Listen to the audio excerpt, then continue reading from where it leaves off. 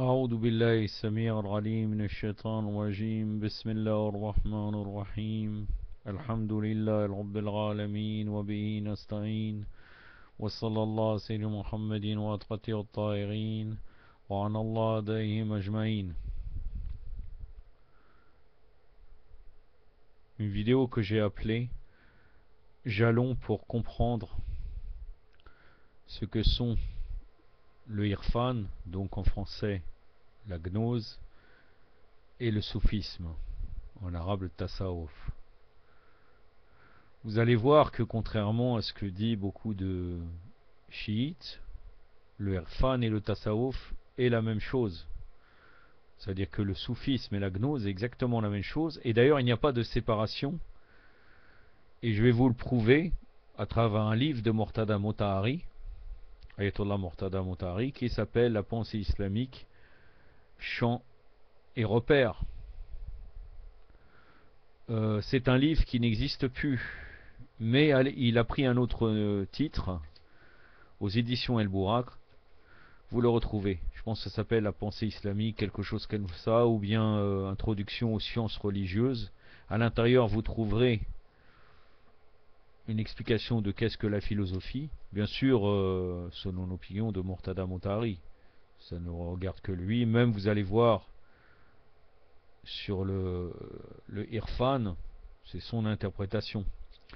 Introduction à Ilm al-Kalam aussi. Introduction donc, qu'est-ce que la philosophie? Introduction à Ilm al-Kalam et introduction au irfan. Donc l'édition ancienne, l'édition que j'ai moi, c'est édité par ARCS, mais ça n'existe plus cette édition. C'est imprimé par AAM, ça date du deuxième trimestre 1998. Ça avait été traduit par R. Ousseran.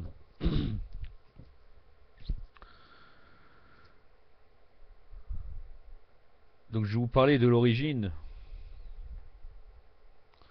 de Irfan et les différents courants, tout en sachant que je ne vais pas, je vais faire uniquement quelques allusions. Je ne vais pas juger totalement le Irfan, je vais laisser les gens juger par eux-mêmes pour voir est-ce que c'est un rapport avec Ahlul Bayt ou non. Est-ce que les auteurs soufis et la plupart de ceux qu'on prend comme exemple étaient déjà des chiites? Est-ce qu'ils se basent sur les hadiths de Ahlul Bayt ou sur autre chose? C'est de ça que je vais parler, même en citant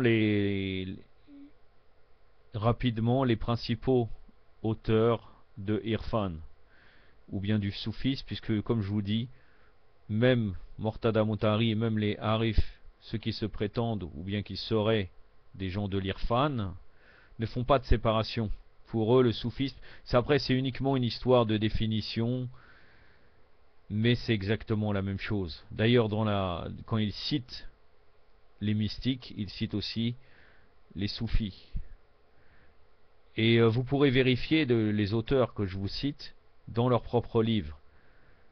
J'ai lu pendant des années, bon après je ne prétends pas, j'étais loin d'être un soufi, mais j'ai lu pendant des années cette matière-là spirituelle, de différents auteurs soufis. J'avais plusieurs livres et même encore maintenant dans ma bibliothèque, il m'en reste encore quelques-uns. Donc je sais très bien ce qu'ils racontent, en sachant même que eux-mêmes font des phrases qui s'appellent les shatahat, c'est-à-dire des allusions. Et des shatahat, c'est des phrases qui choquent les gens à première vue, mais qui seraient un summum, selon eux, de sagesse. Comme par exemple Hallaj, qui a dit Ana al-Haq. Pour eux, ça serait quelque chose d'extraordinaire. Et vous pourrez voir aussi les savants de l'Irfan chiite, que disent-ils sur ces gens-là? C'est très étonnant et très bizarre. Donc en premier lieu, donc, je vais vous citer ce que dit Mortada Motahari sur ce sujet.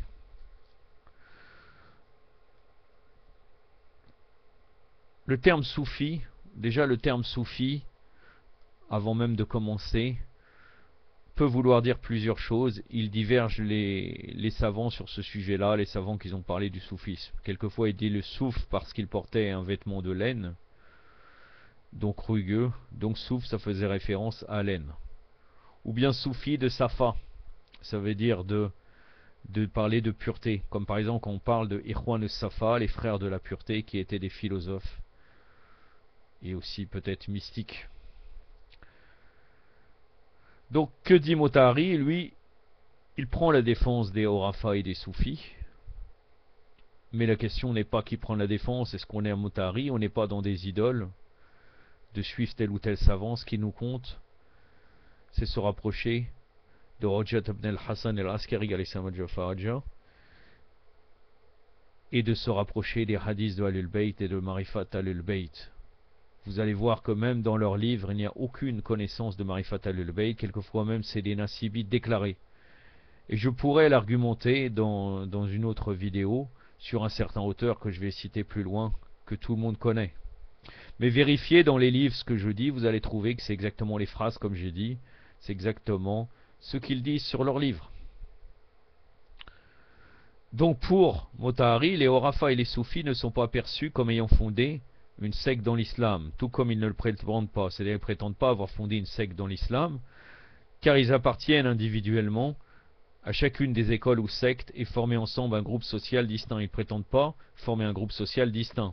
Ils se distinguent des autres membres de la société musulmane par une série d'idées ou d'opinions, par un code particulier qui régit leurs rapports sociaux, leurs vêtements et même parfois leur façon de se coiffer ou de porter la barbe, ainsi que leur vie collective dans des lieux spécifiques, khaniqa en persan, ribat ou zawiya en arabe, taqiyya en turc. Déjà en premier lieu, là, les soufis, donc les soufis sont chiites, sunnites, c'est-à-dire Bakri, ils ont un code particulier. Est-ce que c'est les imams qui, en tant que chiites, qui leur a dit de dire ça tout en sachant qu'on doit suivre Kitab Allah wa Itrati al Bayt? Ce n'est pas les imams qui leur ont dit, c'est une technique particulière qu'ils ont inventée, tout en sachant que même dans les hadiths, on nous dit, concernant les imams, ni vous les devancez, ni vous restez en arrière. Devancer, ça veut dire inventer des choses que les imams, alayhum salam, n'auraient pas fait. Et rester en arrière, de ne pas suivre leur enseignement. Donc il dit, il y a certainement des Horafa, et notamment parmi les chiites, qui n'ont affiché aucun de ces signes extérieurs de distinction sociale, tout en étant profondément investis dans la méthode spirituelle du Irfan, Sayr ou Suluk. C'est-à-dire qu'ils étaient infiltrés dans la société chiite, leurs idées étaient totalement erronées, comme vous allez voir, donc c'était encore plus dangereux. À la limite, les autres soufis, on les reconnaît, mais certains mystiques des chiites, on les reconnaît même pas, mais ils sont totalement dévoyés. Et ce n'est pas, je dois préciser aussi que ce n'est pas parce que, éventuellement, parce que je connais les allusions, comment certaines personnes m'ont classé, ce n'est pas parce que, voilà, tel ou tel savant, d'entre autres le courant des Shirazis, serait du tafriq, c'est-à-dire de la séparation de la philosophie ou de l'irfan, de rejeter totalement que je suis de ce courant. Je ne rejette pas tout de la philosophie, et je n'appartiens pas à ce courant. Moi, ce qui m'intéresse dans ma vie, c'est Muhammad wa Ali Muhammad. Allahumma salli ala Muhammad. Rien d'autre. Après, s'il y a des savants qui ont dit des meilleures choses que d'autres, je les prends. Et même d'ailleurs, dans les savants que je considérerais dans certains points que ça va pas du tout par rapport à Ahlul Bayt, je ne vois pas un problème pour moi, si j'arrive à trier, de prendre de leurs livres. Donc je ne suis pas de ce courant. Parce que les allusions sur moi, il y en a eu des tas. Mais personne n'est parti voir Abdallah pour savoir qu'est-ce qu'il pense. On m'a vu dans telle ou telle chaîne de télévision et on m'a classé de tel ou tel courant, alors que peut-être je n'ai rien à voir avec cela. Et je n'ai pas de raison de faire taqiyya, c'est pas eux, c'est pas les gens qui vont dicter ma conduite. Je peux répondre clairement ce que je pense de telle ou telle personne. Si je considère que j'ai raison dans ce point-là, j'ai pas de raison de cacher quoi que ce soit. Allah kulli hal, pour bien préciser que je ne fais pas partie parce que je critique le Irfan et même les Nasibi et leur dévotion, les Nasibi soi-disant mystiques, dont forcément je fais partie d'un courant précis. Ceci étant dit. Donc le Irfan en tant que discipline scientifique et intellectuelle se divise lui-même, toujours ce que dit Motahari, en deux branches, pratique et théorique. Je ne vais pas décrire ce qu'est le théorique, de toute façon c'est de la philosophie, c'est Molla Sadra Shirazi, c'est ça le Irfan théorique, et Ibn Arabi. Ibn Arabi qui a écrit Futuhat al-Mekkiya et Fusus al-Hikam. Donc là, Motari, avant de nous parler de l'aspect théorique, que je ne vais pas citer, il nous parle de l'aspect pratique. Il nous dit: l'aspect pratique décrit et explique la relation et les responsabilités de l'être humain envers lui-même, envers le monde et envers Allah. En ce sens, le irfan est semblable à l'éthique akhlaq, duquel il se différencie par quelques points que nous expliquerons par la suite. Ça, ce qu'il dit, nous on ne va pas expliquer, car c'est un, comme je vous ai dit, déjà long aux gens de rechercher. Je vais citer quelques points et après aux gens de réfléchir. L'enseignement pratique de l'irfan est aussi désigné par itinéraire de la voie spirituelle, ser wa suluk, ou voyage et traversée. Le voyageur sa'alek, qui désire atteindre le but sublime de l'unité, appelé tawhid, donc c'est-à-dire l'unicité d'Allah, est initié à la manière d'y aboutir, en traversant étapes et stations, en réunissant les états et les conditions nécessaires à ces stations et aux événements qui lui surviendront. Il n'est pas besoin de préciser que toutes ces étapes et stations doivent être traversées sous la direction et la rotation d'un exemple parfait de l'humanité, qui est cheminé sur cette voie, est conscient des comportements et des méthodes de chaque étape. Sinon, s'il n'est pas guidé par un être parfait sur cette voie, il se trouve en danger d'égarement. Donc là, on pourrait penser que Mortada Motari nous parle de l'imam infaillible, mais vous allez voir que pour eux, l'homme parfait, c'est le qutb. Le qutb qui peut être un maître soufi. C'est-à-dire, c'est très très grave. Normalement, lui, en tant que chiite, doit se dire que mon maître, c'est l'imam al-Hujja al-Faraja qui va me diriger. Mais il y a toute une confusion dans ça. On ne sait pas trop ce qu'il dit. Regardez. Puisqu'après, il vient dire comme quoi ce n'est pas l'imam Mahdi. Il dit: l'homme parfait, le maître, qui doit nécessairement accompagner le novice au cours de son voyage spirituel, est selon les Horafa appelé Tair al-Quds, l'oiseau saint, ou Khidr. Khidr qui a enseigné, que beaucoup ont rencontré. Khidr, que vous savez, qui a enseigné au prophète Moussa alayhi salam, wa salawat ala Muhammadin wa ali Muhammad. Il a enseigné pour lui montrer que sa science, au-dessus de chaque savant, il y a quelqu'un de plus savant. Même si Moussa alayhi salam était supérieur à Khidr, c'était un enseignement. À travers le Coran, on peut retrouver ça dans sourate Al-Kaf, la sourate de la caverne. Donc pour eux, souvent leur maître c'est Khidr. Vous le retrouvez dans la plupart des livres des soufis qui nous parlent des saints, comme quoi ils ont rencontré Khidr. Ils auraient pu rencontrer l'imam, mais eux ils ont rencontré Khidr. Il y a certainement une différence importante entre l'unicité Tawhid du Nusuk, Arif, et la conception générale du Tawhid, puisque pour eux, le simple musulman qui appliquerait la charia, c'est pas suffisant. Ça serait forcément, pour le sauver, il faut atteindre le Tawhid qui vient de Horafa. Pour lui, le Tawhid est l'accomplissement sublime du fait humain et le but final de son voyage spirituel, alors que pour les gens communs et même pour les philosophes, Tawhid signifie l'unicité de l'essence. Donc c'est Tawhid de Zat, de l'être, est nécessaire.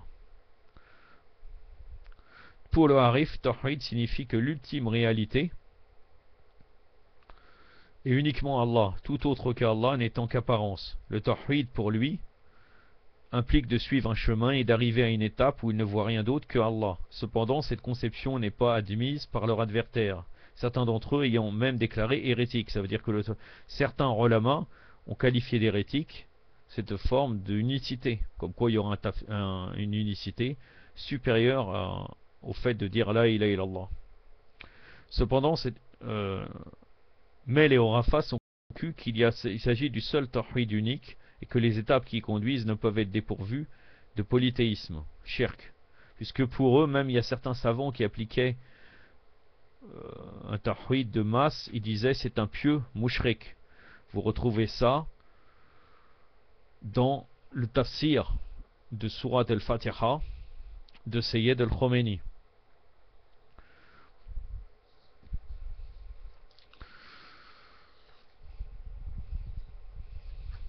Donc maintenant, je passe, on n'a pas besoin de rester trop sur ce sujet-là.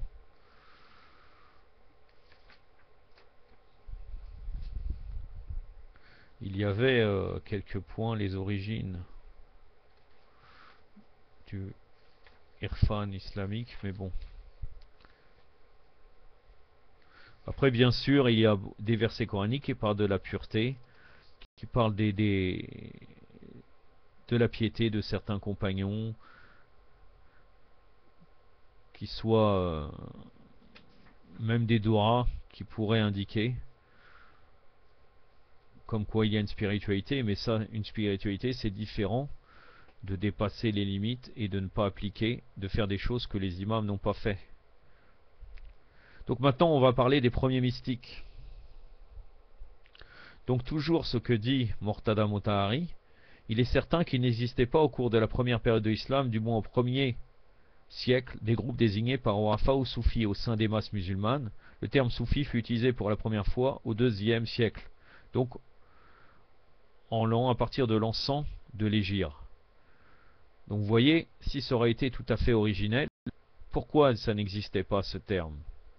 La première personne désignée par ce terme fut Abu Hashim el-Koufi, qui vécut au deuxième siècle de l'Hégire. 8e siècle, il fit construire à Ramla en Palestine.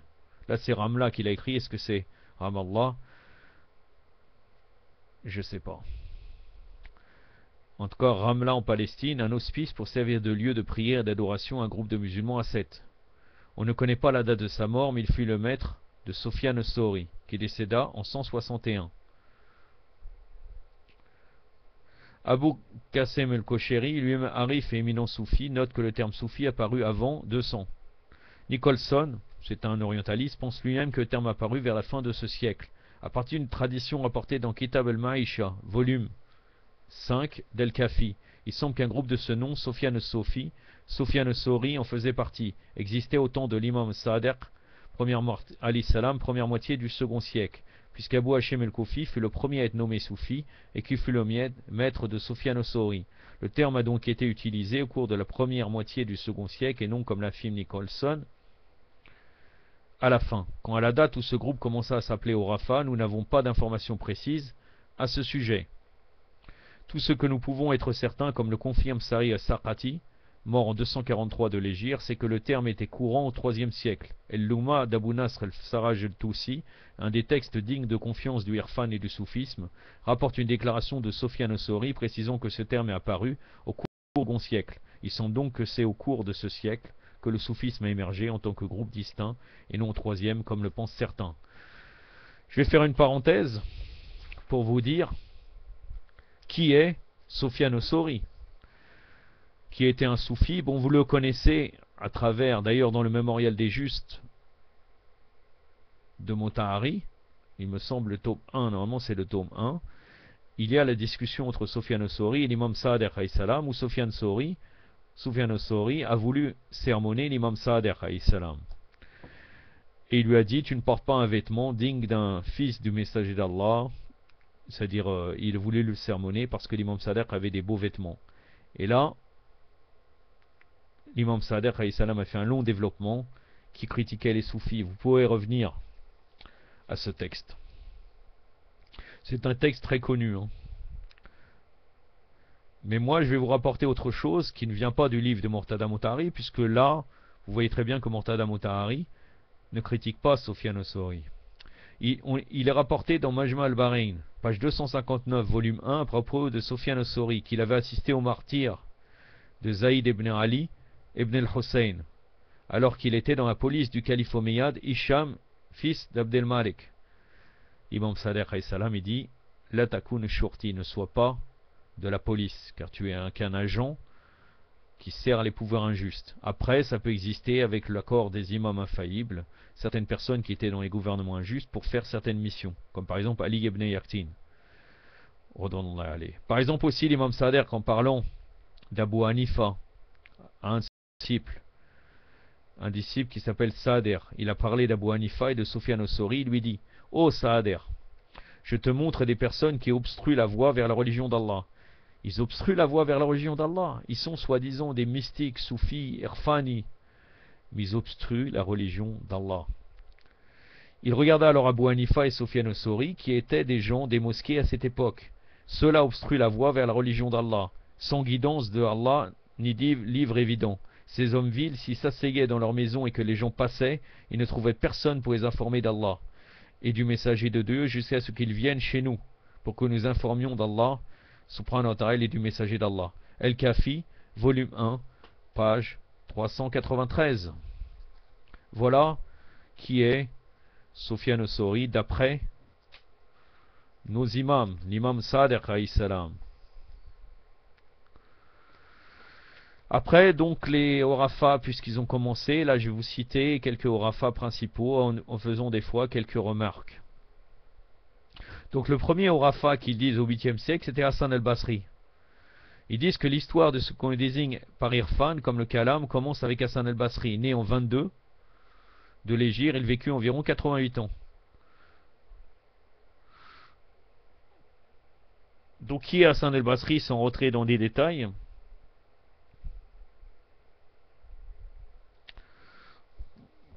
Hassan al-Basri, encore une fois, là c'était Motahari qui le parlait, mais moi je vous cite encore les imams. Hassan al-Basri donc était considéré donc par un soufi, par les Bakri et aussi par les chiites, parce que pourquoi il le cite, et après vous allez voir qu'il ne fait aucune différence entre l'Irfan et le Tasawuf.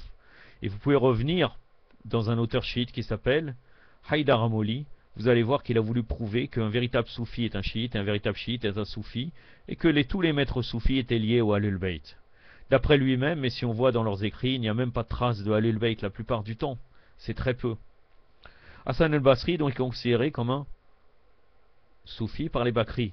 Il avait un cercle d'étudiants à Basra, alors que l'imam Sadiq, ça c'est très important, alayhi salam, parlait lui-même comme le Samiri de la Oumma de Muhammad sallallahu alayhi wa alayhi, pour sa vision déterministe qu'il avait amené à une politique de soumission à l'égard du pouvoir omeyyade, car il n'acceptait jamais de se soulever contre le pouvoir omeyyade, et indirectement, il justifiait leurs actes. Mais il était un grand mystique. Deuxième soufi, Malik ibn Dinar, il mourut en l'an 130. Ibrahim ibn Adam, Rabi al-Adawiya. Donc alors là, si vous voyez les paroles de Rabi al-Adawiya, vous allez voir, là il dit lui, Motahari, que c'est une merveille de son temps. Qu'est-ce que je peux faire? Allah kulli hal.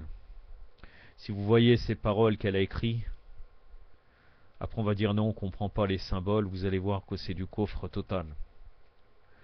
Mais on n'a pas la capacité de comprendre et on n'a pas le droit, il n'y a que les mystiques qui comprennent. On est vraiment des ignorants, nous, face à eux. Cinquièmement, Abu Hachem al-Soufi de Koufa, Shaqiq al-Bakhri, élève d'Ibrahim ibn Adam. Au Shaqiq al-Bakhri, il aurait rencontré l'imam Moussa ibn Jafar, alayhi salam. L'imam Moussa al-Khazem, il fait un récit sur la grande station et les miracles de l'imam. Il dit, selon, ça c'est l'auteur de Rayanat el-Adab, c'est jamais dans les livres, vous allez voir que quand il parle de lien avec les imams, c'est jamais dans nos livres très connus de hadith, c'est souvent selon leurs propres livres. Marouf al-Karqi, donc là Marouf al-Karqi, il dit qu'à travers lui, ses ordres remontent, donc celles-ci-là, ils remontent à l'imam Reda. Fudayl ibn Iyad.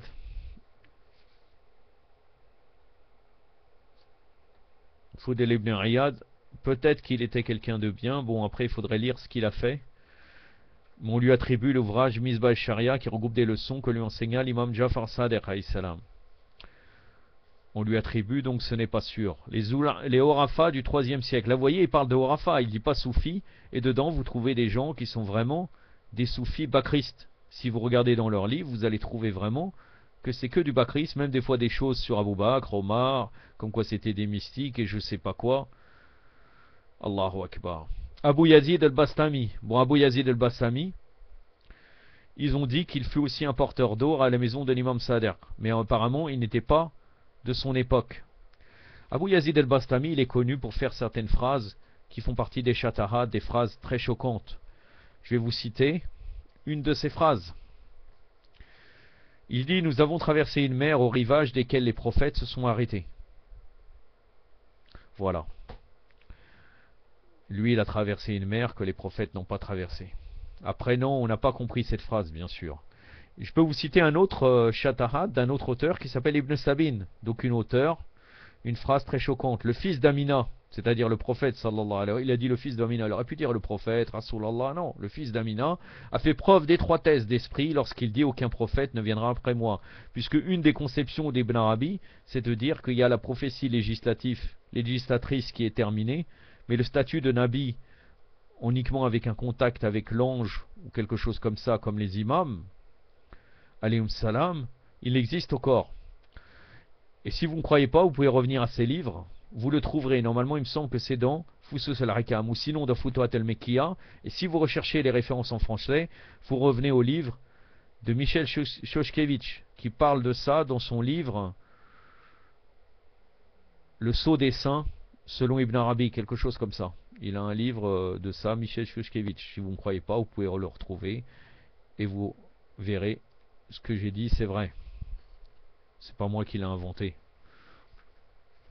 Donc Abu Yazid al-Bastami, Bishr ibn Haris al-Rafi, donc Bishr ibn Haris al-Rafi, il est connu qu'il est devenu un partisan de l'imam Moussa al-Razem. Donc on va dire au don d'aller, c'est reconnu même dans les livres de Ahlul Bayt qu'il avait retiré ses chaussures en courant après l'imam Moussa al-Razem quand il était passé, l'imam Moussa al-Razem alayhi salam, dans un endroit où il a trouvé une servante où il y avait des bouteilles dans la poubelle et tout ça, il a demandé, il a fait repentir quand à travers la servante, l'imam Moussa al-Razem lui a passé un message de sermonnage. Je ne vais pas rentrer dans cette histoire, car ce n'est pas notre sujet. Al-Rafi, ça veut dire pieds nus, parce que quand il a couru après l'imam Moussa al-Razem, pieds nus, pour faire part de son repentir. Sari al-Saqati, donc toujours les Orafa du 3e siècle. Haris al-Mu'assibi, il est un des amis et compagnons de Junayd. Junayd de Bagdad, qui était le 5e, donc là, Motaharissite, qui était un Hanbalite.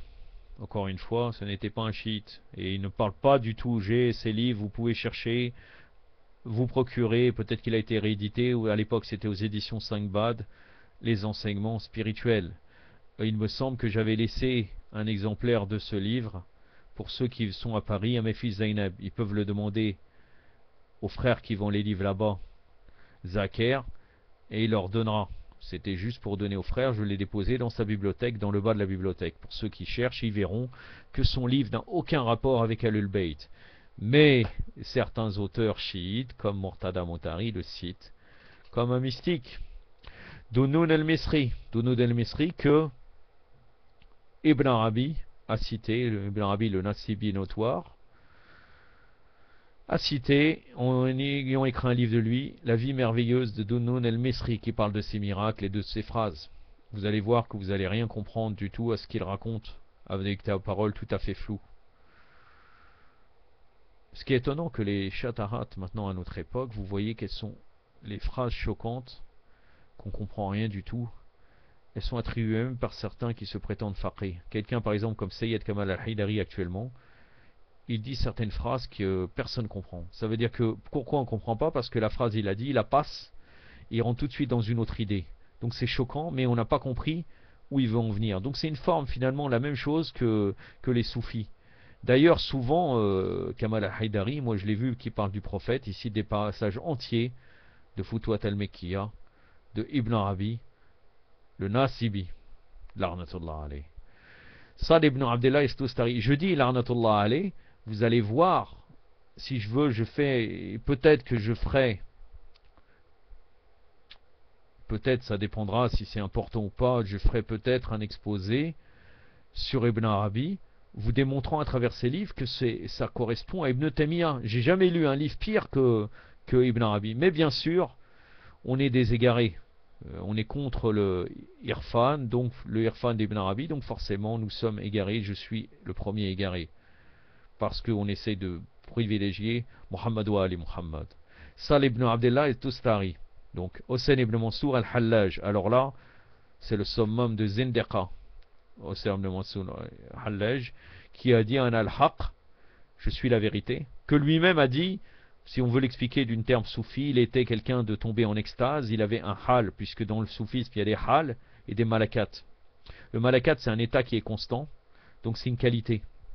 Et le hal c'est un état extatique, Donc il a eu un état statique où il s'est identifié à la divinité. Il a dit ana al-haq. Apparemment, ceux qui étaient dans le gouvernement à l'époque qui l'ont exécuté, c'était aussi des soufis. Il a dit d'après la charia, vous devez m'exécuter. Exécutez-moi, car j'ai révélé un secret que vous-même vous gardez entre vous, donc exécutez-moi. Selon l'école de l'Irfan. Mais il y a un autre problème que nous trouvons dans les récits historiques de Ahlul Bayt. Apparemment, il s'est considéré comme un ahib de l'imam al-Mahdi, c'est-à-dire un représentant de l'imam Mahdi, et comme une porte allant vers l'imam Mahdi.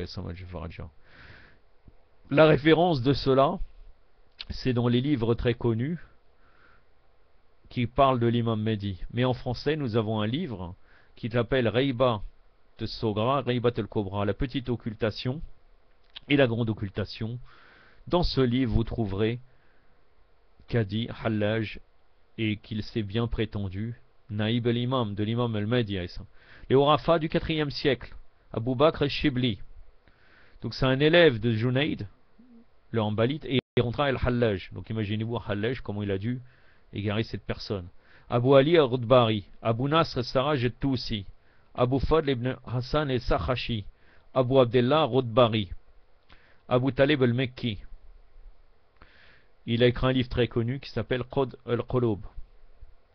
Ils disent que c'est un des plus anciens textes de l'Irfan. Irfan, parce qu'on va dire, je précise bien qu'il dit Motahari Irfan, puisque on dit des fois le Irfan n'a rien à voir avec le soufisme. Comme quoi le Irfan c'est Shiri, et le... Non, pour Motahari, et pas pour les maîtres du Irfan.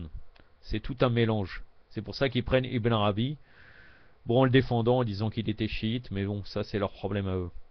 Les Orafa du 5e siècle, Shir Abu al-Hassan al-Qarqani, Abu Saïd ibn Abil Khair, Abu Ali Dahaq al-Nishapuri, Abu al-Hassan ibn al-Osman al-Ujwiri, Khaja Abdullah al-Ansari. Abu al-Hassan ibn Osman al-Ujwiri, il est auteur de Kashf al-Marjoub, qui est très connu. Il existe en français. Vous allez voir dedans qui parle même que Muawiyah était un mystique. Muawiyah, Haroun el-Rachid, Abu Bakr, Omar et certains autres égarés et certains autres hypocrites. Et après, bien sûr, c'est une référence, cet auteur. Khaja Abdullah el-Ansari. Vous pouvez vérifier, hein, vraiment ce que je dis, vous les trouvez dans leurs livres. C'est pas des inventions. J'ai eu l'occasion de lire ces livres à plusieurs moments. Abu Hamid Mohammed el-Razali. Abu Hamid Mohammed el-Razali, qui est très connu, qui a écrit le livre Ihya Ulumuddin. Il a totalement pourri certains auteurs chiites. Bon, pas pourris à l'intérieur, on ne sait pas comment ils sont. Mais par exemple, Mohsen Faid el-Kashani, quand il a écrit son livre Ma'ajet el-Baïda, c'est pratiquement le commentaire de Ihya Ulumuddin, qui était un livre vraiment clairement bakri.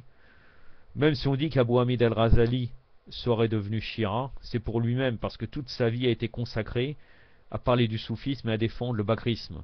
Il a écrit un livre à la fin de sa vie qui s'appelle Sir al-Alamin, mais la plupart des gens ne connaissent pas ce livre. Sir al-Alamin, où il dénonce Saqifa Bani Saïda, le coup d'état qui a été fait sur l'imam Ali par Abu Bakr et sa clique. Larnatullah alayhum.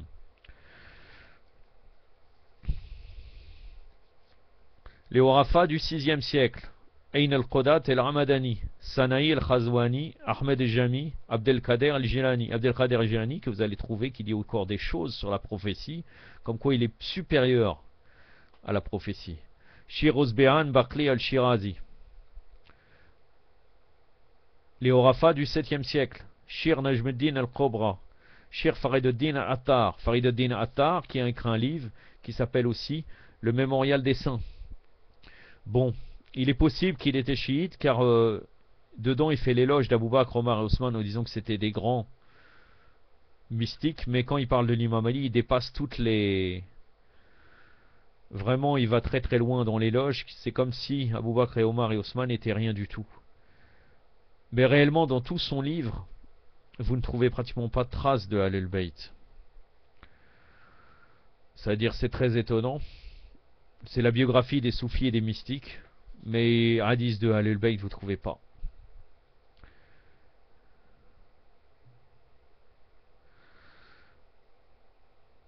Dans son livre Mémorial des Saints, ah non, c'est dans le livre divin, pardon. Donc dans le livre divin, il a dit Abu Bakr, Omar, Osman, et après il a cité l'imam Ali. Dans son livre, le Moral des Saints, il cite l'imam Ja'far Sadiq alayhi salam, qui était le meilleur pour lui des mystiques.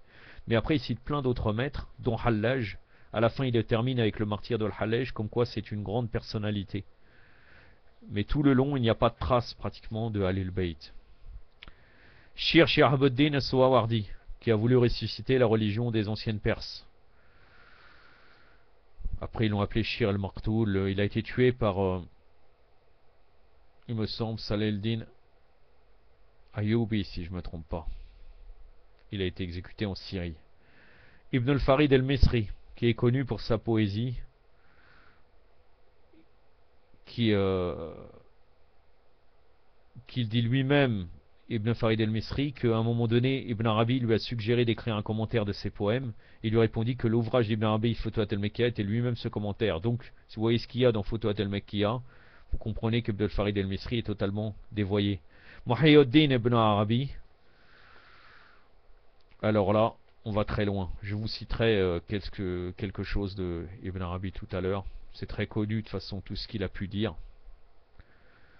Et d'ailleurs dans son livre il n'arrête pas de faire l'éloge des ennemis de Ahlul Bayt dans différents passages. Mais Ibn Arabi dit que ses livres étaient inspirés, qu'il n'a rien inventé, c'est le prophète qui l'aurait dicté, comme le Coran. D'ailleurs le Fusus al-Hikam, il dit qu'il a mis au-dessus de toit de la Kaaba, il a plu, il est resté des années comme ça, il a été intouché. Ça veut dire comme quoi les manuscrits, rien n'a été abîmé de ce livre. Comme quoi c'est un livre protégé par Allah. Protégé par Allah, donc ça veut dire qu'on est totalement, nous les Ahlul Bayt, totalement égarés. Car vous voyez ce qu'il y a dedans, c'est lamentable. Sadruddin al-Qunawi. Après vous allez voir Ibn Arabi ce qu'il dit, je vais vous citer des paroles de lui. Moula Jaldin Muhammad Balkhi al-Rumi.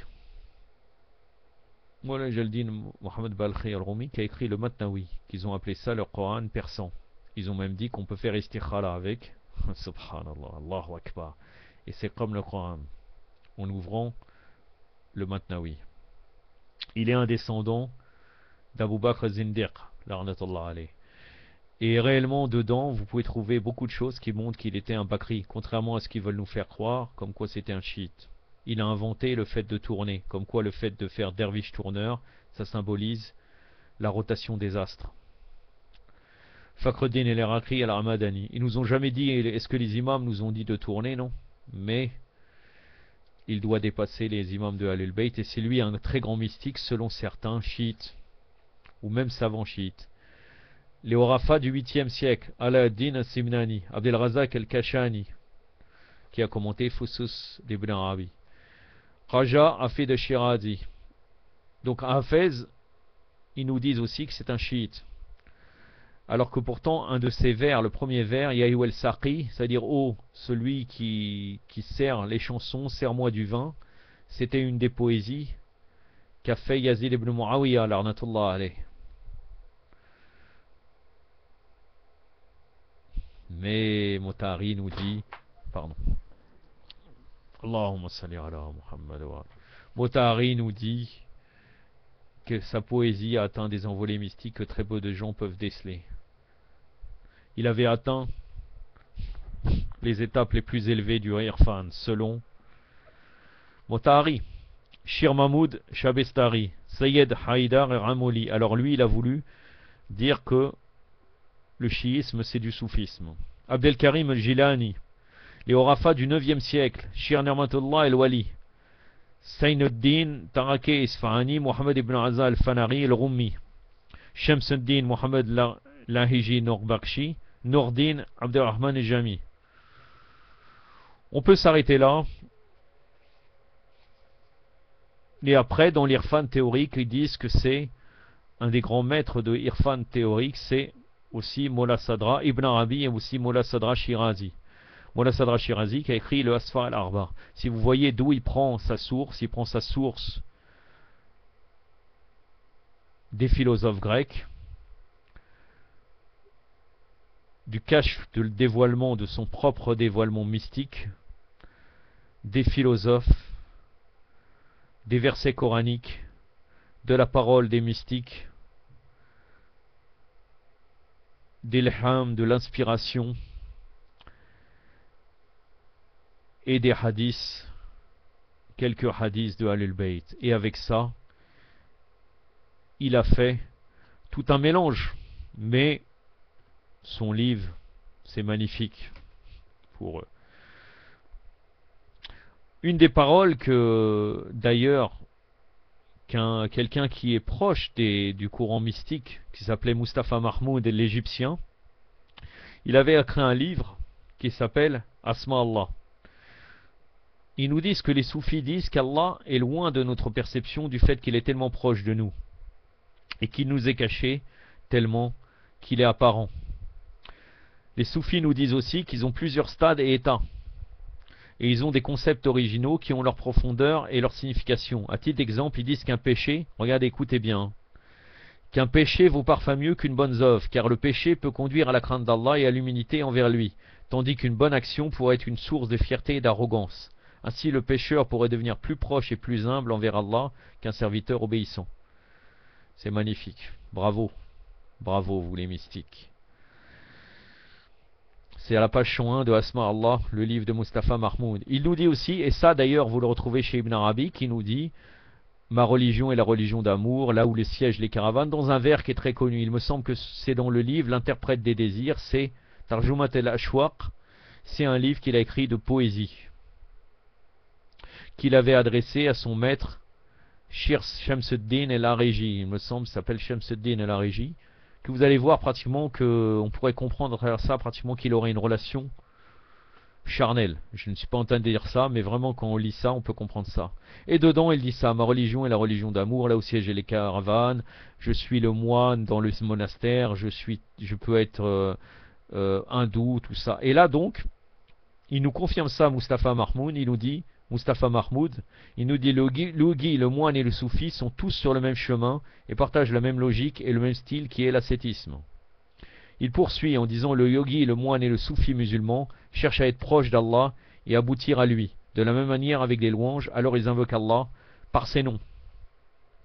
Il existe un yoga de rite de louange qui s'appelle le mantra yoga, du mot hindou mantra, qui veut dire chant de louange. Parmi ces rites sanscrits, le yogi doit répéter en humilité Rahim Rahman des milliers de fois. Ce sont des noms parmi les noms d'Allah dans la langue sanscrite et correspondant au nom Rahim Rahman en arabe, donc c'est-à-dire le très miséricordieux, le tout miséricordieux. Et le yogi met autour de son cou de longs chapelets de 1000 grains.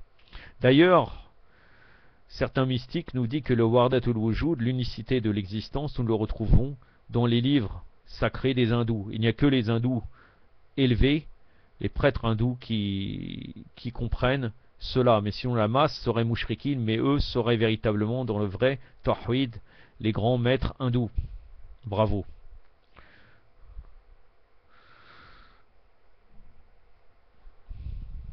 Après, je ne vous rentre pas dans le commentaire coranique de tout ce qu'ils peuvent dire, qui sont des aberrations totales. Certains soufis aussi disent que la charia est uniquement pour la masse, qu'au bout d'un moment, quand on adore ton Dieu jusqu'à atteindre la certitude, normalement d'après le tafsir coranique, la certitude c'est quand tu vois qu'il y avait une résurrection et que tu te retrouves dans la tombe. La certitude, c'est la mort. El yaqin pour eux c'est un degré. Et donc adore ton Dieu jusqu'à que tu atteins la certitude. Pour certains mystiques, on a les rites extérieurs jusqu'à la certitude. Après cette forme de certitude qui devient le haqq al-yaqin, nous n'aurons plus besoin des rites extérieurs. Nous pouvons faire tout ce qu'on veut parce que nous sommes un mystique accompli. Mais ce n'est pas tous les mystiques qui disent cela, mais ça existe. Aussi maintenant nous arrivons à Ibn Arabi, qui est qualifié par tous ceux qui ont touché à l'Irfan de près et de loin, nous l'appellent Shir el-Akbar. Shir el-Akbar nous dit que Pharaon connaissait Allah mieux que Moïse, et ceux qui adoraient le veau n'adoraient en réalité qu'Allah, car le veau est dans son dogme et est une des manifestations de la divinité. Allah est plus haut et infiniment au-dessus de ce qu'ils disent. Ça c'est nous-mêmes qui disons ça. Allahu Akbar. Pour lui, les adorateurs de statues n'en adorent en vérité qu'Allah. Ils considèrent qu'Allah se manifeste dans toutes choses, le soleil, la lune, l'être humain, le djinn, les anges, les démons, le paradis et l'enfer, l'animal, les plantes et les minéraux. C'est la doctrine de Wahdatul Wujud. D'ailleurs, il arrive même à dire que Shaitan était plus initié, connaissait mieux, a été un véritable muwahid, car il a refusé de se prosterner devant Adam, en vérité devant les Ahlul Bayt, selon l'interprétation de Ahlul Bayt, alayhi salam.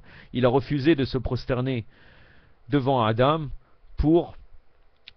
parce qu'il voulait adorer uniquement Allah Azza wa Jal. Comme maintenant les wahhabites de nos jours qui disent il n'y a pas de tawassul, il n'y a pas de shafa, d'intercession. En fin de compte, pour Ibn Arabi, n'a été adoré sur terre qu'Allah et Iblis selon lui. Et Iblis est selon lui une partie de la divinité. Allahu Akbar. Allahu Akbar.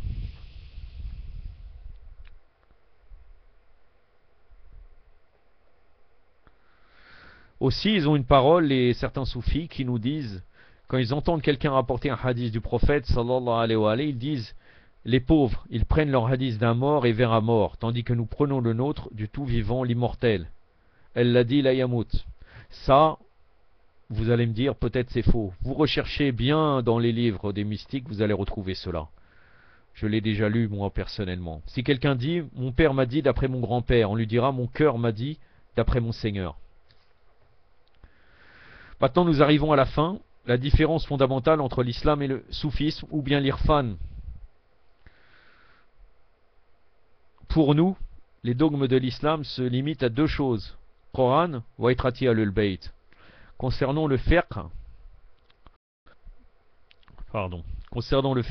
on dit il y a le Coran selon les Usuli, la Sunna, c'est-à-dire la Sunna des infaillibles, l'aql ou l'ijma, la raison et l'ijma.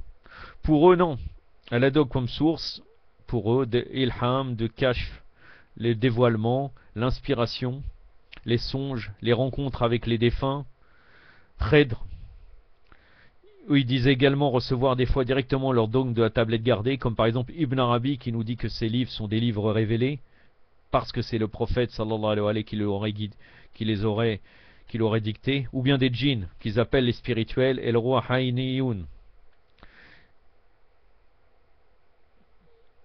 Donc voilà, plus le renseignement des chirs qui considèrent comme quoi c'est une source de législation ou bien de doctrine. Tout ça, les songes, les djinns, les morts et les enseignements de leur chair.